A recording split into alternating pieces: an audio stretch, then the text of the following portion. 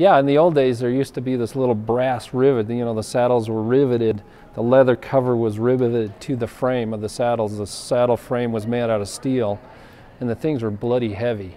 But when you were going really hard on your bike, you would tend to crouch up forward. That meant that you'd be going as hard as you could, and you'd be crouching forward on the saddle to generate as much power as you could quickly through your quads. And so that's when you'd be sitting on the rivet. That means you'd be going as hard as you could. As a pro, I was there a lot. You know, in the old, it's actually, you know, you try to sit back and generate a lot of power, but then like there were just times when you'd be trying to get everything out of your body, and you just like scrunch up and you just see the guys just, you know, getting as hard as they could. And you know, I'd be sometimes in the pace line, and you'd be in the back of or in the middle of the group, and just nose to tail there'd be 150 guys all strung out, and if you're in 100th place, you'd be like, who in the hell is doing that up there, you know? And that's when you were on the rivet. For me, on the rivet, I think to my Tour de France's. You know, the Tour de France is always like the hardest race that I've ever done. And it's not because it's a hard course or you go up bigger mountains than the other races. It's just that you have 200 guys in the race, and all 200 guys want to do something in the race. When you go to a normal pro race, you know, maybe you have 100 guys that are really engaged, and then there are like 10, 15 guys that could, you know, really win the race. Whereas in the Tour de France, everybody wants to be at the front, everybody's giving it their all.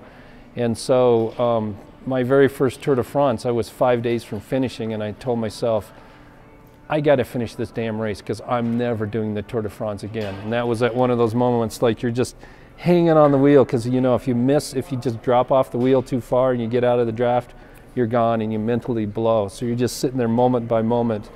And I told myself, I promised if I could get to Paris, I would never have to do this race again. So I wound up doing it 6 more times.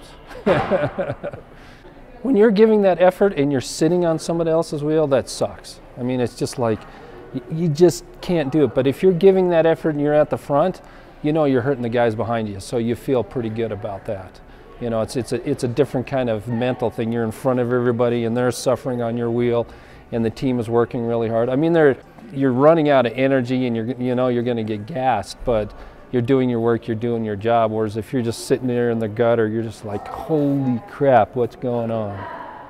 When I was younger, there were a lot of athletes that I thought were stronger or better or had more skill. But then when you go to these extremes, when you're racing Tirreno Adriatico and it's pouring rain and snowing at the top of the mountains and you're just suffering through it, the guys that make it and survive that, those are the guys that are really tough and strong. And you see these guys that have this incredible talent, but they don't survive those. And when they quit, the next race, it's another excuse to quit.